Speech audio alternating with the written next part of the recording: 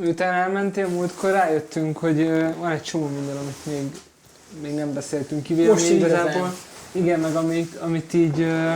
Azt hittem elkummantjuk, hogy ez egy második összeírás. Nem, ezt nem lehet elkummantani, mert ugyanaz a ruha van. Én is akartam, hogy basszus, mit tegyek fel. Szóval, hogy föl? Igazából nem is... Te ugyanazt a ruhát vetted föl? Nem. De az alsónadrágom ugyanaz.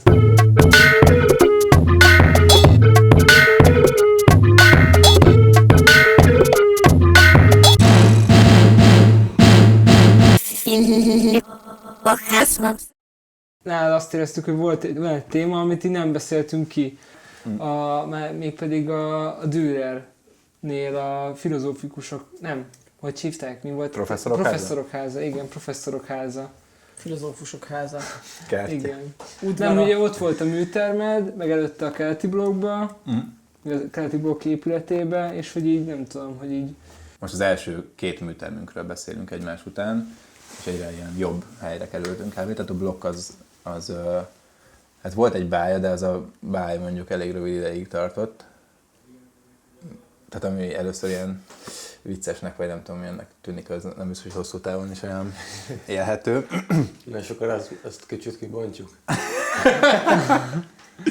Mi volt a báj először?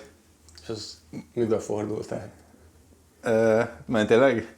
Hát a báj az az, hogy ilyen, nem tudom, lelkes arcok, nyitott gondolkodásúak, minden össze van baszva, jó hangulat. De vagy itt kurán megmaradt bennem, egyszer jött be a Boci, a Vártán Botond, Luca férje oda a műtermekhez, és akkor sétáltunk éppen a folyosón a blokkba, és pont felmostak előtte, és a Boci így szimatol, azt mondja, ma reggel kifosott itt fel a folyosón. Teljesen be, hogy ezt így be is ragadtam mondat, szóval ilyen, még a felmosásnak is ilyen okádék szaga volt. De hát ez egy tök jó közösség volt, meg minden egyéb, de ahhoz képest műtermezni a mellette lévő professzorok házába, amit már a Peti intézett, az csúcs szuper volt, egy-két kivételtől eltekintve. Plusz ott már ugye ott voltak a Gabiék is, akikkel találkozgattuk, meg mit tudom én. Most ha rátérünk arra a kiállításra, meg így a térrel való viszonyomra ezáltal, talán ott volt először, vagy talán először legjobban tetten érhető az, hogy amikor csinálok egy kiállítást mondjuk, akkor nagyon fontos szempont az, hogy legyen valami olyan része vagy momentuma, ami ilyen alkalmi. Most ezt úgy értve, hogy a kiállítás idejére. Szóval addig van jelen, így a igazi valójában. Aztán meg ilyen fotókon marad meg a fejembe. Ilyen töredékekként, és szeretem ennek az ilyen illékonyságát, vagy valahogy azt látom, hogy a kiállítások egyik fő értelmének, legalábbis az én szempontomból nézve, ezt, amikor van valami olyan momentuma, most jelen esetben kb. Az egész kiállítás egy ilyen momentum volt, de ha mondjuk visszatérünk a legutóbbira, a long termben, ott például ez a tészta terítős asztal, amit csináltam. Ez is szerintem ezt a múlékonyságot volt hivatott a részemről prezentálni, csak egy kisebb része volt. Meg a változást. Aha. Szóval azért az is jó, hogy megnyitom, van egy nyers tésztád, és hogy az így folyamatosan változik és széttörik, és azáltal megváltozik minden.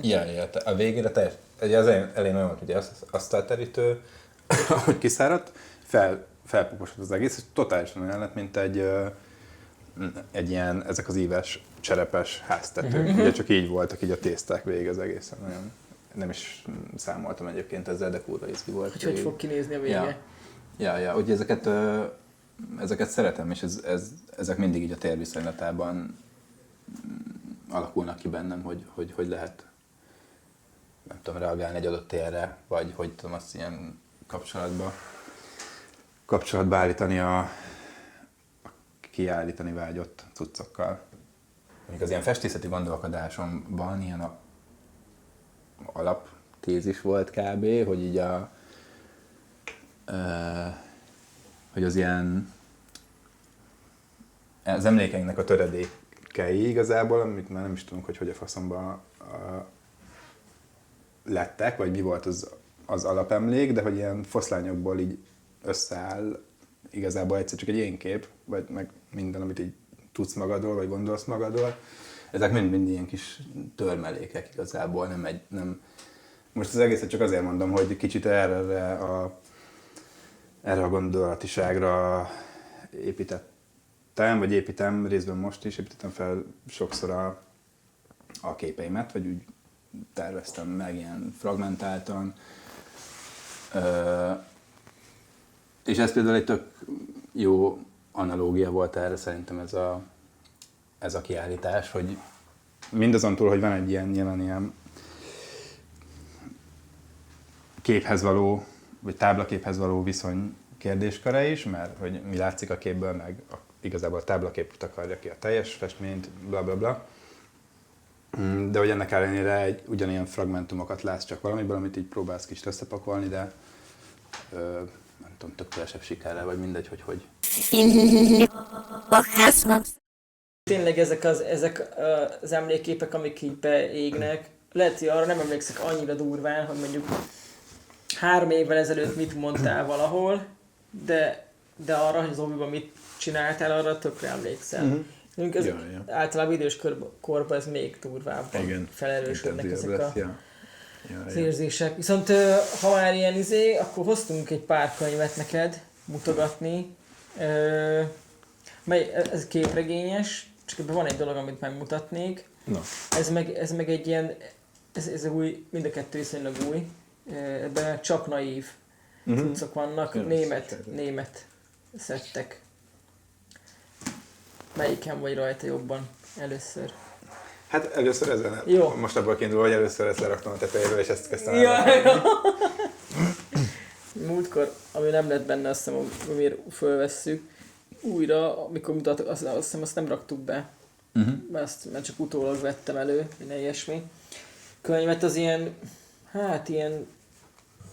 az volt, azt hiszem, egy 20 évvel ezelőtt, vagy 15 évvel ezelőtt, 20 évvel ezelőtti kiadvány, egy ilyen magazin, hogy mennyire koherens most, vagy hogy mennyire tud új dolgokat adni.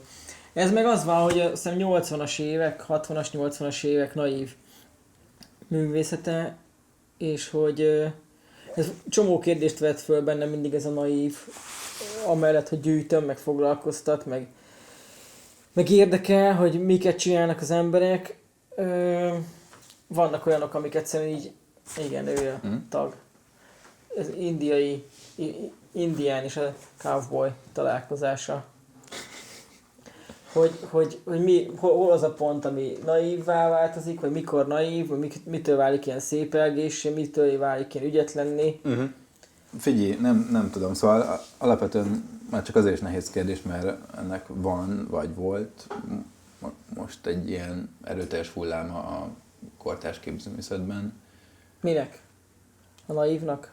Hát inkább az utóbbinak, ennek a direkt naívosnak, vagy nem tudom, a Robert Neve, meg tudom én.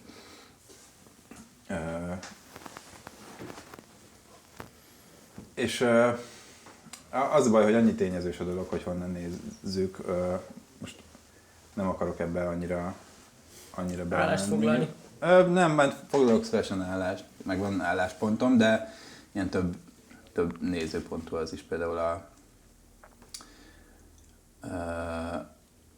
szerintem fontos az ezeknél a dolgoknál meg különösen, hogyha valaki ilyesmit csinál, akkor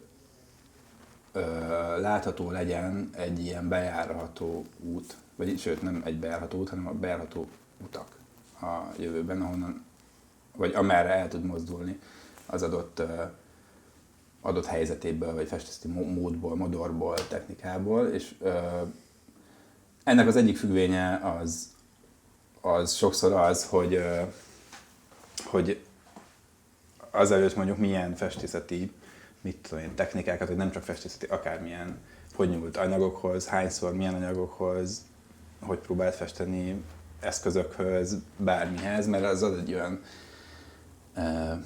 palettát, most ezt nem a szó legszorosabb értelmében értem, hogy egy ilyen készletet, amiből, ahogy tudsz alapból már gondolni arra, hogy mit szeretnél majd csinálni. Ez segít arra, vagy ösztönözhet arra, hogy egy változáson aztán keresztül menjen az ember. Most ezt a változást nem feltétlenül akarom jó vagy rossz irányban érteni, de változásként, ami akárhonnan is nézzük, tök fontos. És ezekben a helyzetekben nagyon sokszor fennáll, például ott van a Robert neve, ha már szóba hoztam, fogalmam nincs, hogy az ember mit csinált a cápák, meg a dinoszauruszok, meg a Lamborghini előtt, és fogalmam sincs, hogy mi a faszomat fog. Ez valahogy azt fogalmazod meg, hogy van-e fantázia benne? Vagy hogy csak egy ilyen egy fantázia, sík, bátorság, igen, egy sík, hogy tapasztalat, anyagi ezt tapasztalatként. Ez az egyszámos előadó, nem? De ez már azért is nehéz, mert ugye nyilván tök nagy hatással van a piac, Hát, csomó minden, galériás rendszer, Most faszom tudja. az jutott eszembe, hogy ezt így mondod, hogy most az Ed Templeton megvan neked? Nincs. Fotós, amúgy, A gördeszkás. gördeszkás. Toy Machines. Hát, mindegy, akkor lehet, hogy nem... Nézem meg? Hát, nem, akkor elmesélem inkább a sztorit. Egy fotós fickó, aki amúgy volt Budapesten kiállítása 2000-es években. Van egy ilyen művészeti közeg, a Los Angeles-i művészeti közeg, amiben így mozgott. San Francisco, Los Angeles az a vonal. És vannak amúgy festészeti munkái is, de leginkább arról lett híres, hogy ilyen street fotókat csinál. De autóból, gördeszkások között ilyen, ezek leginkább ilyen lehangoló képek, ilyen gyermekkori prostitúció, droghasználat, züllés, ilyen rossz gyerekek.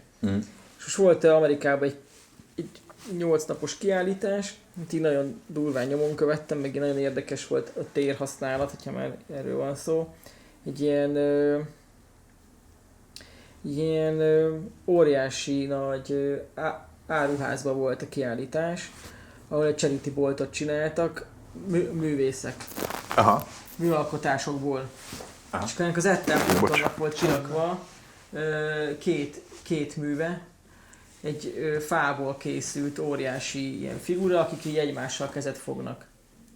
És így vicces lesz, most bejön egy nő. Yeah. Ez egy bolt, és egy stúdió, meg egy iroda, és mi a Philip műhely vagyunk, és bútorokat gyártunk, meg felújítunk, képzőművészekként dolgozunk, és így alkotunk mindenféle dolgokat. Köszönjük. Mikor nyitott? Mert nyitva van december óta. Hát ez... De április. Uborkarösszelőért indultam. Azt nem tudunk, de várjál, mindjárt hozunk egyet. És az van, hogy mindenféle dolgokat csinálunk, és mindig vannak olyan projektek. Április 4-ig van nyitva a hely, mert ilyen 4 hónapos projekt. És ennyi, de adunk egy ilyen kis papírkát. Hát mindig van valami. Mindig. Befogadó helyszín. Ja, nem, ezt mi nem. kibéreltük ezt a helyet. Igazából ez egy régi ilyen showroom, és itt vannak a bútoroknak, amiket készítettük, azonnak a bemutatótere, meg vannak kiállítások, workshopok, itt van most egy Rizó műhelynek az ilyen kirendeltsége, és akkor velük csinálunk közösen ilyen Rizó workshopokat, meg Gestetner workshopokat, szóval... Hajrá, szívből gratulálok. Köszönjük szépen! Sok ilyen kell. Jó, köszönjük. Hello. Hello. Na, hát ilyen még nem volt. Ja, de Ezt vártuk. ezt már vártuk. Jó, kifizetted, haver. Pont azokat mondtam, amiket kell. Olvastál. Igen. Azon kezdtem el gondolkodni, mint mondtál, hogy ennek az Ed Templetonnak ugyanaz a figurális ábrázolása, ugyanaz, csontra ugyanaz, mint 30 évvel ezelőtt, minden ugyanúgy néz ki. Ezer közül is megismertem, hogy ez az ő cucca. De hogy nem mondott se újat, nem volt benne semmi újdonság. Szóval, hogy ő ugyanazt csinálja 30 éve, ugyanabban van. De hogy azt a kérdést teszem fel ilyenkor magamnak, hogy ez rossz vagy jó. Én most kicsit úgy vagyok, úgy így én kicsit úgy vagyok vele, hogy az ő az ő szempontjából én úgy tekintem ezt, hogy ez tök jó. mert hogy egy folyamatot visz végig, aminek amúgy az a folyamat, hogy ugyanazt fogja csinálni. Mert ha más csinálna, akkor meg azért lenne kicsit ilyen Idegen vagy nem önazonos. Amúgy írjen, mindegy, szóval nem ismered, ezért nem akarok erről hosszasabban beszélni, csak így maga a jelenség foglalkoztat, hogy így azok az emberek, akikkel mondjuk így, nem tudom, 20 évesen flasheltem, vagy 20 évesen jónak tartottam, azok most már így a nagy rész az ilyen 60 pluszos, 70 pluszos arcok, és hogy hát hogy most már így azért látszanak ilyen életutak, hogy így hova futottak ki, meg hogy miket csinálnak, és hogy tudok-e csalódni ezekbe az emberekbe, vagy hogy ugyanolyan jó ízűen tudok élménydúsan befogadni ezt, és kb. Most erre jutottam, hogy így mint hogyha mindig ilyen 20 éves lennék, ugyanúgy tudok ezekre a dolgokra ránézni, hogy ilyen nagyon lelkesen. Aha. Yeah. De hogy ez az álnaívság, meg a naivitás abban a szubkultúrában is nagyon jelen van. Különben nem látjuk pont az egyik fő különbség a naív meg a naívból töltekező arcok között, hogy a naív az nem gondol bele a bejárható utakba, egyszerűen csak csinálja, mert valamire csinálnia ez biztos, kell. hogy És akkor ez biztos, hogy különbség. Hát autodidakta módon. Nem, te nem autodidakta, nem nem is képzel el ilyen dimenziókat maga az- előtt, hanem csak van Csak a autó. hívás, aztán küldi. Tevékeny. Igen, ezt akar, nem autodidaktaság, hanem az automatizmus. Azt is ott kerestem, hogy folyamatosan, hát hogy mint az Omara. Hogy ilyen, Mechanikus hogy rajzolás, én ezt így hívom. neki is van egy pályája, amit így bejár, és az is így... De ő szerintem inkább már egy idő után tudatosabban használja ezt a dolgot, meg ő mint egy ilyen Biztos. akkori média személyiségként, hogy most ő most élne, és most ezekkel a telekommunikációs eszközökkel élne, akkor teljesen más dolgot, máshogy uralná a rendszert. És mikor ügyködsz most a műterembe, Atlasz? Most éppen festményeket feszítettem fel, előtte meg keretet csináltam, tegnap előtt, amit befejeztem pont egy képet, legutóbbit. Ha már szóljátok a naívok, akkor pont nem is jut eszembe a hölgynek a neve, aki restaurálta ezt a Moncsics? Jézus fejet, a Moncsicsi Jézust, ja. Ja, azt fejezted be most? Ja. Azt láttam. Ja, azt befejeztem, igen. Bomba. Mi volt az ilyen spól Moncsicsire? Hogy jutott eszedbe ez a kompi? Úgy jutott eszembe, hogy elkezdtem nézegetni a 82-es spanyol foci VB-nek a plakátjait. Nem tudom, hogy szóba jöttem múltkor amúgy, mert nem. Ez is egy ilyen valamennyire témába vág, hogy Sárpa 82-ben még lehetett erről beszélni, hogy kortárs képzéseket kértek fel a foci VB plakátjainak a megtervezésére. Most a plakátjait úgy értem, hogy a különböző helyszíneknek, ahol játszották a meccseket. És mit tudom, például Miró csinált plakátot valamelyik városhoz, Tapies csinált plakátot, meg még sokan mások. Na mindegy, és ez iszonyatosan király cuccok. És az egyik előző képemnél felhasznált, vagy hát az volt a kiinduló pontja. Már nem a mostani Moncsicsisnál, hanem az előttinél az egyik ilyen plakát. És akkor gondoltam, hogy így ezen a csendetes sorozaton belül csinálok egy ilyen mini sorozatot így egy-két ilyen plakátnak a kiinduló pontjaként. És itt is az volt a kiinduló pont, szóval nem a Moncsicsi, az már így a reakcióm volt. Van az elcsei büszt, talán a neve, egy ilyen gyönyörű mellszobor, ami szerepelt az elcsei plakáton. Ez az.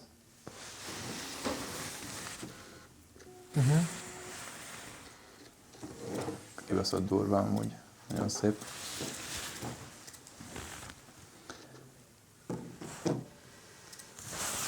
És ő szerepelt a plakáton, és úgy, hogy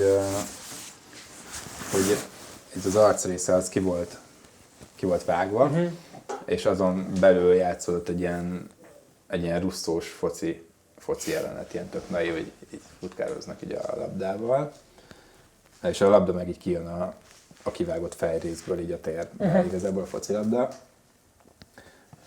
És akkor a spanyol kapcsolódás miatt, meg a kis kerek tudsz miatt eszembe jutott a hölgy a restaurált Jézus fejjel, hogy tök jó lenne oda az a fej, ami jön ki ilyen labdaként kb. A képből, meg ez a russzós naivitás is ugye illik az egész, és akkor úgy festettem meg igazából, Russzónak van az az arc képe, ahol így áll egy ilyen palettával, meg egy ecsettel, öltönyben, és akkor oda festettem meg a nőcinek a Amúgy ez fejét. mi az utolsó időszak, amikor ilyen foci plakátot készítenek? Ez a 80-as évek? Fú, nem tudom egyébként. Lehet, hogy most is csinálnak amúgy plakát jellegű dolgokat, csak gusztustalanul néznek ki. Ez amiről beszélgettünk már, ez a mezek kapcsán, hogy elkezdődik ez az ilyen digitalizált Ja. világnak az ilyen színátmenetes, pöttyös, nem tudom, még 83 szín. Igen. Meg Meg ez látszik megjelennek a rajta. figurákon is. A Kabala figurákon, ennek a spanyol ponttal. Én imádom ezeket az együttállásfokat amúgy. Most az volt, hogy festettem ezt a képet éppen, és el kellett mennem a postára, mert kurva nem hozták ki a társadalomrendelést, tök mindegy. És akkor tekertem el, és véletlenül rossz oldalán az útnak tekertem a nagy postára, és pont ott egy adomány volt, tök vele szemben, mondom király, akkor beugrok, full szar volt, ilyen csomó, hát ilyen szemétlerapat, kb. Biztos ismertek ezeket a Persze. fajtákat is. Nézelődök, és találtam egy feles pohárszettet, amúgy csúnya pohár sajnos, ilyen talpas, nem jó a formája, mindegy, de hogy a 82-es spanyol VB-nek a Kabala figurája van rányomva, Naranjito.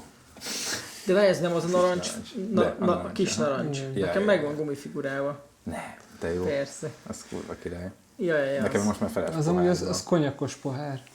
Nekem Az a talpas? Igen, Ja. nekem ugyanolyan van, csak az olimpiában. Szép. Ja. És akkor így annyira, szinte semmi esély nem volt így az egész, az így megtörténik az életedbe, és amúgy meg nem Úgy tetszik. szép pohár. Nekem nem tetszik Ja, ez a, az hogy alja. így, az alja, Ezt meg nem hogy láttam az ilyen előbb, ja. Kicsit így, mi az, hogy szélesedik.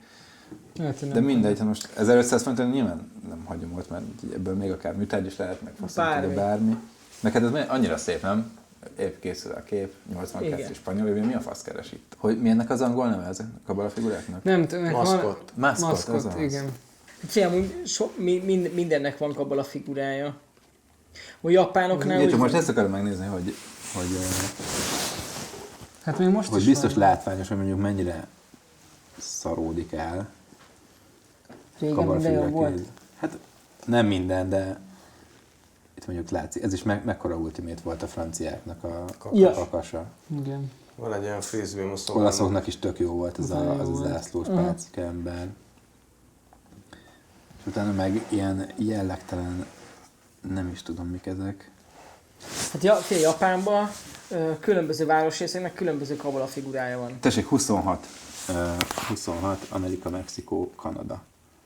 Ezek mi a retkek? Hát hogy néznek ki? Az meg.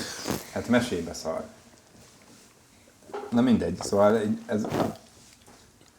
És nem lehetne azt mondani, hogy nem lennének emberek, akik kurva jókat tudnának csinálni. Azt lehet mondani, hogy gecire nincs íz, és az embereknek és senkit nem érdekli, hogy... Ez az embereknek szarakat ez akarnak tetszik. magukból. Hát így is lehet fogalmazni. Ja. Ezt is megveszik, ezzel is Nem, megveszik a nem, sapkát. szerintem De nem az lesz, furó, biztos, nem. hogy nem lesz, megveszik valószínűleg, de nem lesz történelme, mint azoknak, amikről ezelőtt beszéltünk.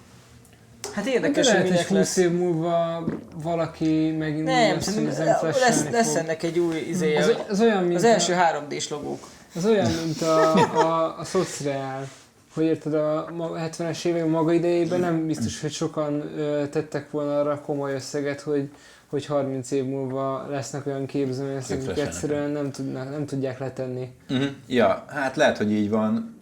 Nyilván, és most abban sokkal több esztétikát, meg sokkal több igényt igen. látunk bele, mint ezekbe, de majd az idő lehet, hogy ezt is megszépíti. Én nekem van erre egy válaszom, hogy Kíváncsi leszek miért ez a világ jelenik meg.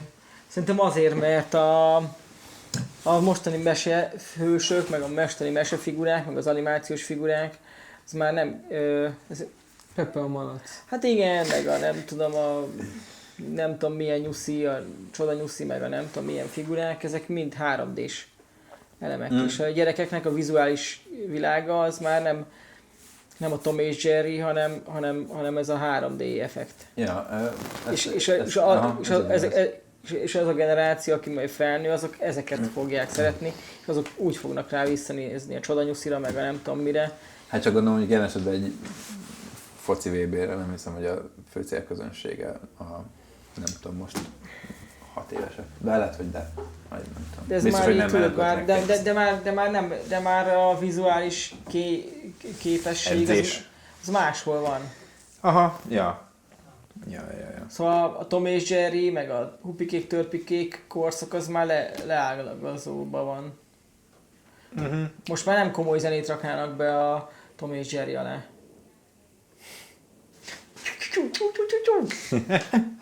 Ja, hát értem. Meg nyilván ez egy ilyen globális jelenség, nem csak erre igaz. De ez sok Mindegy. mindenre kihat. Igen, elég sok mindenre, jó.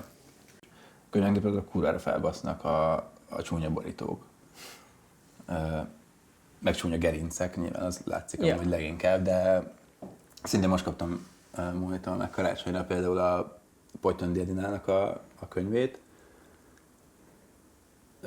Hitvány a borító. Én nem is tudom, hogy tehát ilyenkor kurva nem értem azt, amikor rohadt értelmes emberekről beszélünk adott esetben, valahogy mindig automatikusan társítom hozzá, hogy van valamilyen vizuális referenciája. Azt gondolod, hogy ugyanúgy gondolkodik, mint te. Nem.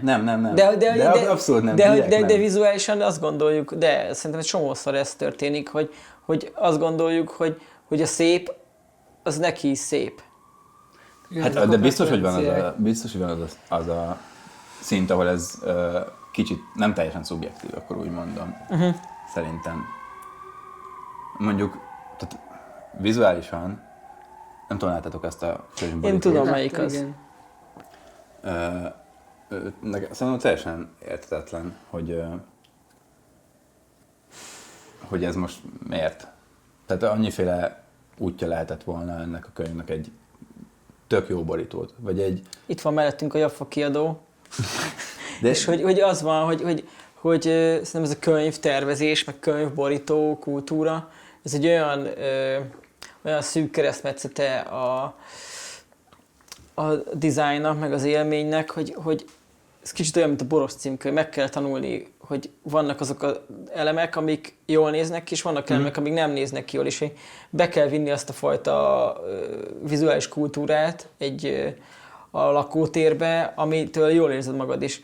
De a jó Boros címke lehet, hogy szarabor, de azt előbb megfogod és hazaviszed. Persze. Én tipikusan az ember vagyok, akit bármire És megvesznek a csomagolást. A könyv is ilyen, hogy így a jó könyvborító, azt szerintem nagyon fontos, főleg azért, mert én azt gondolom, hogy a könyv az csomagolja a faladat. És igen, ez ott van bent is, hogy azt... Igen, tehát úgy mész be egy könyvesboltba, vagy egy antikváriumba, hogy nincs kimondott célod megvenni valamit, hanem néz előtt. Te mondjuk például csomószor így mész, ezt tudom, gondolom te is. Igen. Akkor ez teljesen alapvetés, hogy mondjuk hogy néz ki a borító. Tehát például itt van az Edina könyve, ha mondjuk nem követném az Edinát, meg hallgatnám, meg faszom tudja, és úgy betérnék és meglátnám ezt a borítót, akkor kurvára kizárt dolog, hogy azt hazavinném. Ja. De ez kicsit amúgy a Vazarellihez is visszaköthető, nem csak a Színes Város, hanem ez is, hogy a 60-as években tervezett nagyon sok könyvborítót, és utána ennek mentén lett az, hogy a Fajó János is csinálta itthon ezt a könyvborító sorozatát, amikor hát most nem akarok hülyeséget mondani, nem eszembe, hogy melyik kiadónak csinálta. Nem jelenkor. Tehát neki vannak ezek a kis füzetei, amit a Gróferi feldolgozott projektbe, ami igen, ezeknek ő tervezte a borítóját. És ez, tehát ugyanez, hogy ez vizuálisan, tehát ez vizuális neveléshez valahogy hozzácsatlakozik, az ember tudjanak kapcsolódni a könyvekhez és meg a benne lévő tartalomhoz, hogy valahogy a borítónak úgy kell, olyan egyszerű elemekkel kell tudnia reflektálni a tartalomra, mint ahogy mondjuk ők csinálták ezek a könnyű geometriai formákkal. Ja. De például érdekes, mert jó, mondjuk nem, tehát az nem biztos, hogy releváns teljesen, amit most mondani fogok, akkor majd kivágjuk. De hogy például albumborítókat kevésbé látok, kevesebb százalékban látok ilyen, ami így vizuálisan, konkrétan. Hát azért, mert azt az albumot fogod megvenni, ami téged érdekel, és azon olyan vizuális tartalom van már, ezért ami mondom, miatt hogy nem biztos, érdekel. hogy Igen. releváns, de mit tudom én mondjuk, a Rúzsa Magdinak milyen albumborítói vannak például, mert nem hallgatom, de felteszem, biztos, hogy vizuálisan nem tud olyan szar lenni, mint mondjuk az Elina könyve. Így meg van. nagyon sok könyvborító. Igen. És ezt mondjuk nem értem a mértjét feltétlen. Hát én nekem van egy nagyon jó ilyen... Arra nem beszélve, hogy konkrétan olyan kibaszott jó albumborítók vannak régről is, hogy így az állam leesik. Pont most hallgattam nemrég az Alan Parsons Project-nek az egyik albumát, 70-valahányos album, és bazdmeg annyira ilyen mai, tehát az a borító bazdmeg, igaz, hogy mindjárt mutatom. És akkor pont ezen kezdtem el gondolkodni, hogy ez mi, és most, hogy erre rákérdezel, ez így tök fura ez így a könyvborítók konstellációjában, hogy miért ennyire különböző a kettő. Hát nekem van nagyon bírom Erwin Wurmnak a melóit, és az Erwin Wurmnak a osztrák kiállításához 2 katalógus is jelent meg. Az egyik azt szerintem zseniálisan jó, maga a katalógus, borító, a tipó, minden, és a másik az meg ilyen felfoghatatlanul ótvar. Erwin Wurm arca van rajta, és a gerincén pont a szája van rajta. És így az van, hogy felnézek a könyvespolcra, és mindig rosszul vagyok tőle, hogy Erwin Wurm száját kell néznem. Hogy így nem érezték azt, hogy ennek így ilyen... és amúgy poén, rohadt poén, meg minden, hogy ez van rajta, meg nem tudom, de hogy így valahogy az összhatásában nekem az a csomag, amit ott így látok, az nem a jó érzést kelti. Aha. És ezért megfojtom ezt a könyvet. És akkor már nem a gerincét fogom nézni, hanem a lapjait. Hogy azok a könyvek, amik engem zavaróak, vagy túl nagy tipót visznek, azokat így saját magam életterébe ezt így megváltoztatom. Ha nem be lehetett hozni ezt a csalást, hogy elővettük a telefonunkat, akkor a magvető kiadónak a gyorsuló idősorozatát csinálta, neki a borítóit tervezte a Fajóján. De amúgy abban a korban, abban az időben ez minden országban lementek ezek a modernista, absztrakt könyvtervezések, amit iszonyat jó lenne a mai napig visszajönnek, de az... Hát meg sok minden meg. Csak az óriás van, plakátok, cégérek, stb. Csak az van, hogy az embereknek nem lenne kívánatos. Az van, hogy a legtöbb kérdést most arról folyik szerintem a mai világban, hogy tudunk elérni az emberekhez. Mi az elérés? És az van, hogy az emberekhez egy nagyon szép, letisztult formavilággal nem érünk el, mert egyszerűen nem üti meg az inger küszöböt. Könnyen lehet. Mindennek valósnak kell lennie. Megnézed a köztéri szobrászatot. Köztéri szobrászat, ha azt mondja, hogy a 20-as, 30-as, 40-es, 50-es években milyen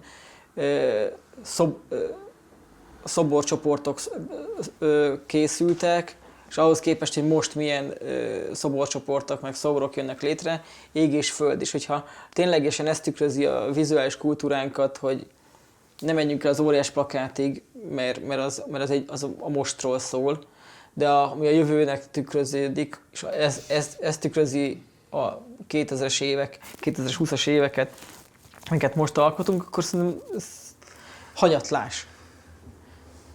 És az van, hogy én például mindent megteszek azért, hogy a saját életteremben ne vigyem be ezt a hanyatlást.